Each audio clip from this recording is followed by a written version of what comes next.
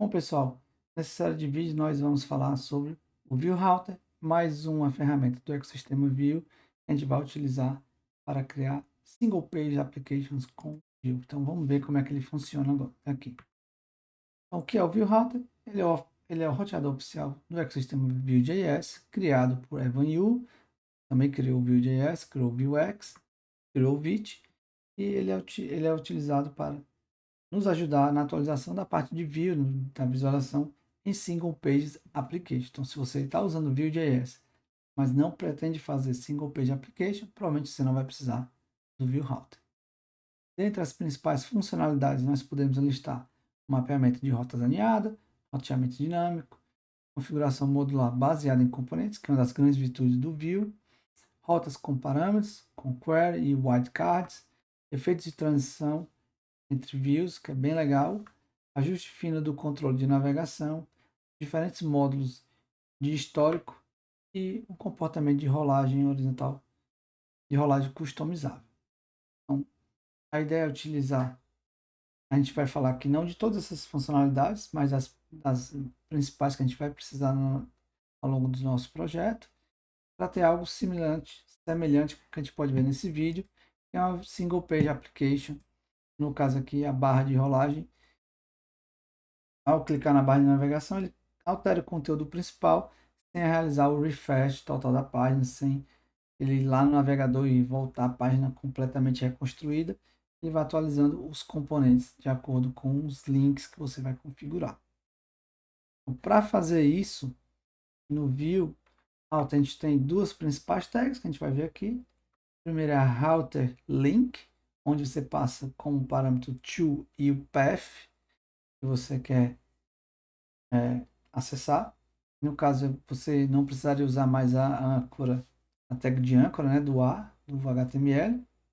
Apesar de que, ao renderizar o HTML, o router2 vai virar um link usando a tag A.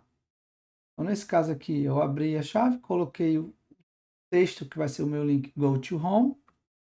Aqui eu teria um outro link que levaria a pasta de About, né, do barra About, e o conteúdo do link seria Go to Link. E aqui a segunda tag, que é a Router View, que é nela é o slot onde o componente associado àquele path deve ser renderizado. Então, como é que eu defino qual componente está associado a cada path? Normalmente a gente utiliza um vetor de objetos que a gente chama de rota. Então, por exemplo, para o primeiro link, eu estou dizendo aqui, ó, quando o path for barra, que é o raiz, o componente a ser renderizado é o home. Então, é o home que vai ser renderizado ali no router view quando o cara clicar no router link to barra. Similarmente, quando o cara clicar no link go to about, ele iria para o path barra about e o componente renderizado seria o about. Então é legal que vocês percebam que a barra de navegação, o endereço onde você dá a navegação, ele vai ser alterado, apesar de não realizar o refresh tradicional, vamos dizer assim, e o componente vai ser trocado rapidamente com o efeito de transição, simplesmente com isso. Então, essa é a base de funcionamento do View Router. Por exemplo da barra de navegação que a gente viu anteriormente, algo desse tipo seria o suficiente. Porém, como que a gente precise de mais coisas, né? E a gente vai ver como é que faz isso. Então, depois de definir as rotas, eu crio o meu roteador, uso a função createRouter, defino o modo histórico, tem dois modos, não faz muita diferença para a gente. Um, ele coloca um hash, um jogo da velha, na barra de navegação antes de completar com a URL definida no path. O outro é o modo comum que o HTML define, não tem muita diferença, e você passa aqui as rotas, né? Veja que dentro do Create Router eu passo as rotas, histórico e as rotas. Crio minha aplicação e digo para minha aplicação usar o roteador que eu acabei de definir, o router. E depois eu monto. Então é isso, a configuração básica. É natural que a gente precise de algum roteamento dinâmico, passando parâmetros. A gente vai ver como é que a gente faz. Aqui é o exemplo mais simples, onde eu passo o ID, né?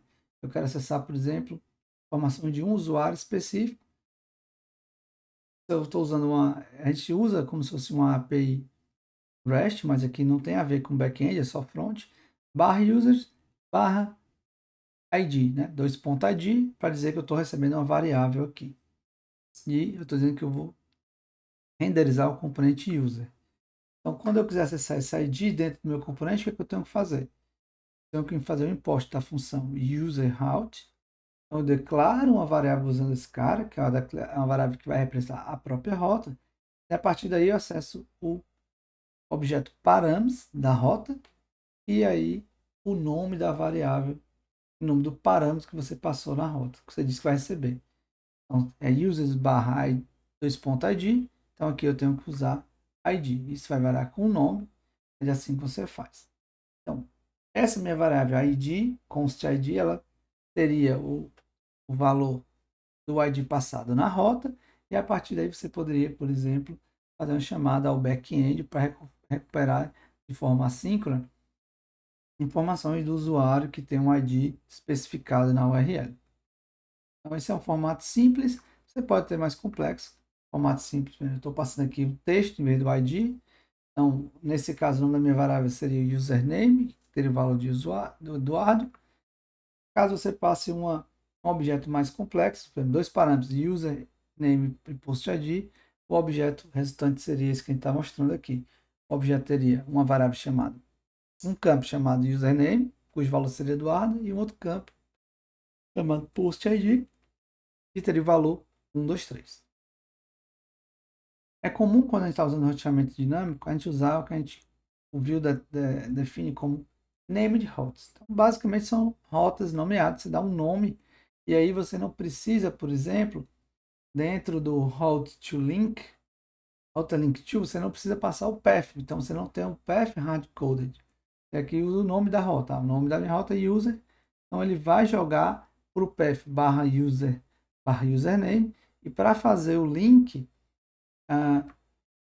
do nome, né, ele para associar o path, e o parâmetro ele vai vir justamente desse objeto que eles chamam de parâmetros, e aí o nome da chave, username, tem que ser o mesmo do que está no path. Então, no caso, ao clicar nesse link, ele seria levado para barra user barra Erina. Então, é interessante usar name de routes, principalmente quando você tem parâmetros, a gente vai ver por quê. Ali a gente viu como a gente faz a navegação clicando num link, mas eu posso fazer isso, bem, pode ser necessário fazer isso de acordo com algum acontecimento que não está associado ao clique do link lá no Router to Link. Então eu preciso fazer uma navegação programática, como que a gente chama aqui. E a gente faz isso através da função userRoute para pegar a rota, e agora eu chamo a função, tá errado aqui, é userRouter, certo? E aí você pega uma variável router, e aí você pode fazer router.push, no caso, barra users barra Eduardo, te levaria para essa URL, o que seria a mesma coisa de fazer router.push e passar um path com o mesmo valor anterior. Então, essas duas são equivalentes. Se eu quiser passar um parâmetro, eu não consigo usar a opção de path, então você tem que usar, a rota tem que ser nomeada. Então, bota aqui name, e aí eu passo também parâmetros, e aí o username é o nome que tem que é o nome da variável definida lá no vetor de rotas. Então aqui eu teria o efeito de ir lá para barra user barra Maria. Então veja que essas três opções levam para o mesmo tipo de URL. Na primeira eu passei o path completo, mas no formato string, então funciona normal. Se eu quiser passar um objeto informando o path, eu tenho que passar users barra Eduardo, mas eu não poderia combinar, por exemplo, a segunda, passar um path e um parâmetro. Não funciona. Para passar o parâmetro, você tem que usar a forma nomeada. Então, mais uma função de push. Agora é uma URL que tem um query. Então, ele vai ter barra register, aí vai abrir a query, que é marcado por uma interrogação, e as variáveis da query, no caso, plain e o valor private. Eu tenho um router.push aqui com um hash, então ele vai para barra about hash team. E agora eu vou usar uma função diferente com replace. Então, eu dou um push, mas passando replace to. Então, em vez de ele empilhar uma nova função no histórico, ele vai substituir. Certo? Isso pode ser bem interessante, porque na hora que você dá um back, ele não vai voltar para o about team, ele vai voltar para o home. Isso pode ser, sem funcionalidade pode ser alcançada através do router.replace direto URL. Além disso, o viewRouter ele tem uma função de go, que você diz mais um, menos um, ele vai indo à frente da navegação ou para trás. Então, similar com o que o JavaScript puro fornece. Também legal, é importante saber isso, porque a gente vai precisar, em algum momento, trocar a rota, não através de um clique na tag de router link to. A gente tem que saber dessas opções. Além disso, a gente tem o conceito de redirect. Por exemplo, aqui eu estou falando, se o cara digitar /home, ele vai ser redirecionado para a raiz. Uma outra maneira de dizer isso é, se o cara clicou no /home, eu vou redirecionar ele para a rota cujo nome é homepage. E aí vai depender, o path vai depender do path que está associado a essa rota. Nomeado.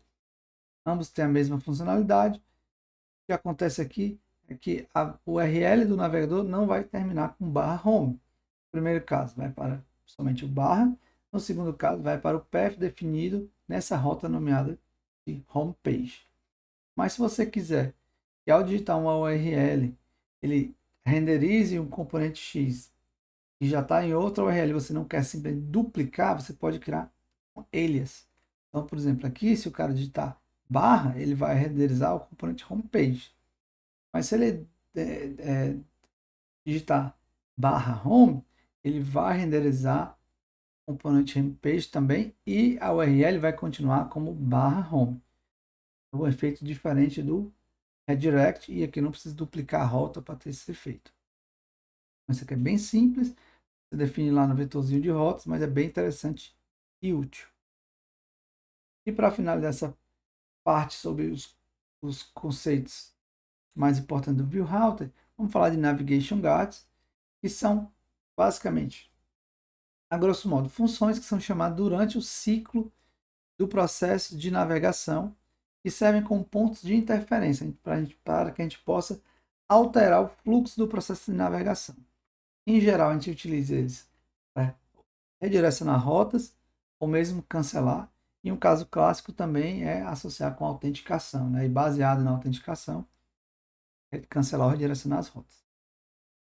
Aqui eu tenho 3 níveis de Navigation Guards globais, que afetam todas as rotas, né? Então, before each, before resolve, after each.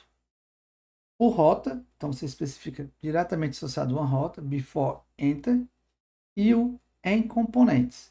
Então, tem as opções, before router enter, before router update e before router leave. Então, vamos ver como é que eles são chamados no ciclo de vida da navegação.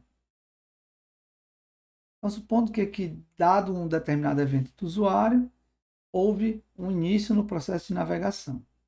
Então, antes dele verificar se o componente que vai ser renderizado ele vai ser reusado ou não, como eu estou saindo de um componente para outro ou não, mas estou saindo, em teoria eu estou saindo do componente, eu ainda não sei se é reusado ou não, ele vai chamar o before route leave do componente.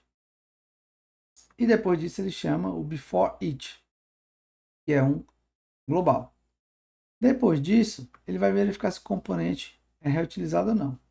Se não for, ele, em algum momento, se ele não for, ele vai resolver, ele vai chamar alguns hooks aqui, mas ele vai chamar especificamente um navigation guard em caso do componente ser reutilizado, que é o before route update. Esse cara só é chamado em caso de reutilização. Independente de ser reutilizado ou não, antes de resolver os componentes, a parte assíncrona dos componentes, ele chama o before enter, que é o componente por rota. Navigation guard por rota. Depois que ele passou por esses dois navigation guards, ele vai resolver as partes assíncronas do componente e a navegação então vai ser confirmada. Nesse processo, antes de confirmar, ele vai chamar o before route enter, que é um outro nível de componente, e o before resolve, que é o navigation global. Beleza, executou esses dois, a navegação então é confirmada, e após isso, antes de renderizar, antes de atualizar a DOM com a renderização, ele chama o after each, que é o último navigation global, e esse não pode afetar a navegação, já que ela já foi confirmada. E então, depois do update da DOM, algumas callbacks vão ser chamadas lá no nosso componente. Então, esse é o ciclo geral. A gente vai ver algumas implementações bem simples de cada um desses caras. Começando com o before each, ele é sempre chamado, certo? Sempre que a navegação é iniciada. Então, nesse caso aqui, eu estou mostrando um exemplo que está usando um router um navigation guard para fazer a autenticação. Então, ele recebe sempre dois parâmetros. To, from, você pode até ter um terceiro parâmetro que a gente não vai utilizar, que é o next. E basicamente, o que ele diz é para onde eu estou indo e de onde eu vim, né? Para qual URL eu estou indo é o to, e da onde eu vim é o from, pode ser que seja interessante. No caso, eu estou vendo que tem uma função can use access, que verifica se um usuário que está usando o sistema pode acessar aquela URL. Caso não possa, ele retorna para o login. Então, vai ter um redirecionamento. Então, aqui, o retorno pode ser alguma coisa que é avaliada como false, causaria o cancelamento na navegação. Eu posso passar um route location, que é um objeto do view router, que teria o efeito push, certo? Ou eu poderia não retornar alguma coisa, o que confirmaria a navegação. Isso vai variar de acordo com o que você quer. Aqui a gente tem o exemplo do before resolve. Ele é executado depois que os navigations guardas dos componentes são todos executados. Então aqui o componente já está pronto. Então o componente está pronto, você tem uma chance de verificar alguma coisa e cancelar ou não a navegação. Nesse caso, ele está verificando se, através do componente, o usuário deu acesso à câmera. Caso ele não tenha dado acesso à câmera, ele vai fazer um redirecionamento, retornar um erro ou vai cancelar a navegação ali no falso. Ambos cancelam, né? E se der certo, ele vai passar. Se ele não cair no catch, nem retornar um erro.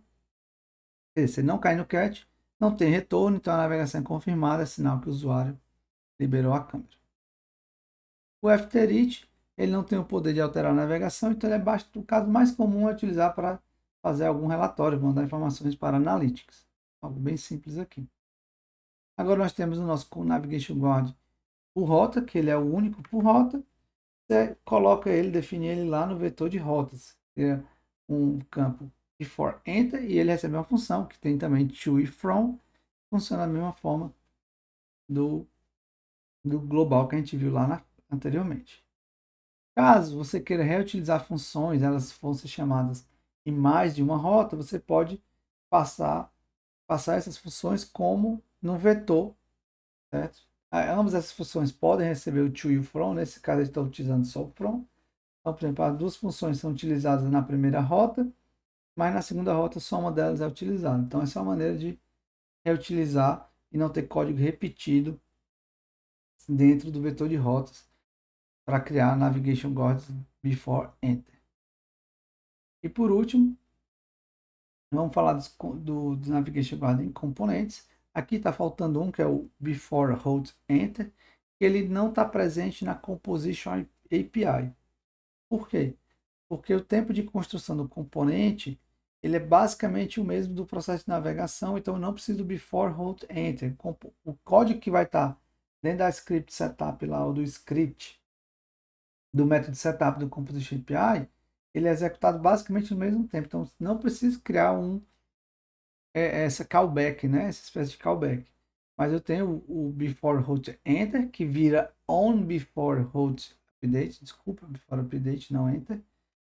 E eu tenho o on before hold leave, que é o before hold leave. Então, no Composition API, ele ganha esse on antes. E aí ele é uma função que recebe um lambda. Um lambda que tem que ter to e from, e aí você pode retornar, cancelar ou não, enfim. É dessa forma que a gente vai utilizar esses caras. Então, por exemplo, o on before root leave, realmente é utilizado para perguntar, você quer cancelar, você quer sair dessa página, tem certeza? Então você poderia fazer implementar essa funcionalidade utilizando o on before root leave.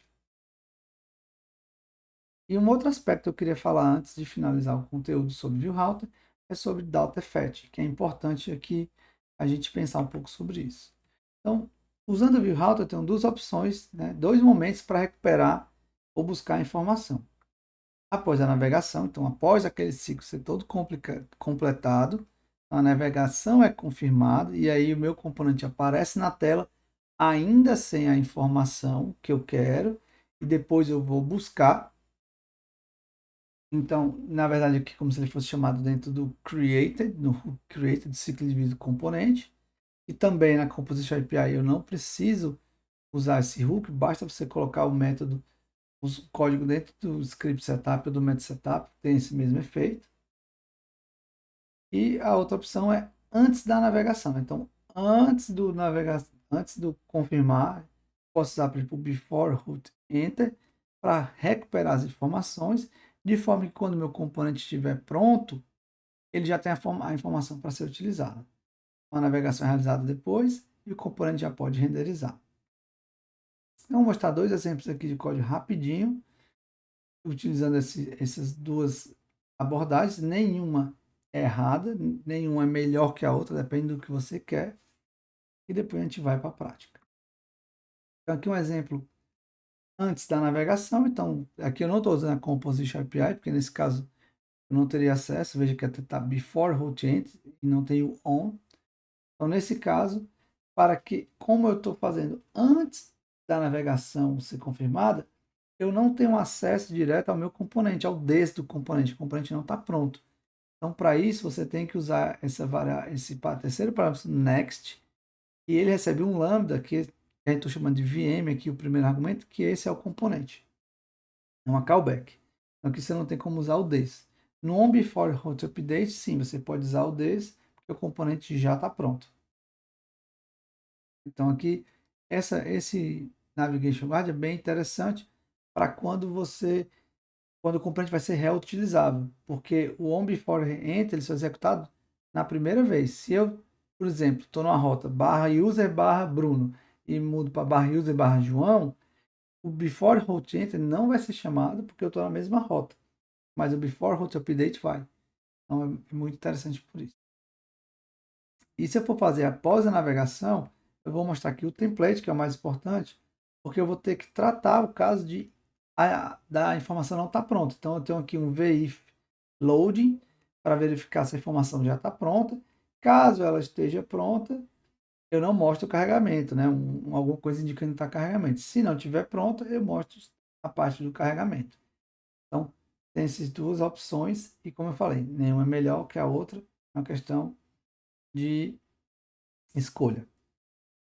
Então, esse foi o ponto para finalizar a parte do ecossistema Vue, que a gente vai ver.